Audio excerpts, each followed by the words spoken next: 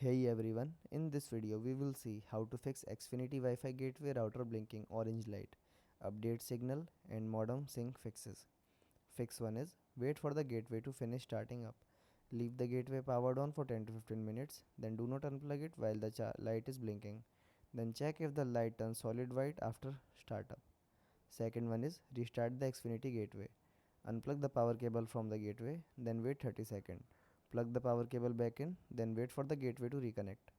Third one is check the coax cable connection. Make sure the coax cable is tightly connected to the gateway, then check both ends of the cable for loose connection. Tighten the cable by hand if needed, then restart the gateway. Fourth one is factory reset the gateway. Keep the gateway powered on, then press and hold the reset button for about 15 seconds. Then release the button and wait for the gateway to restart. Then set up the gateway again if needed. Fifth one is allow the gateway to complete the firmware update. Leave the gateway powered on, then wait for the 20 minutes if a firmware update is installing. Do not unplug the device during the update. Thanks for watching.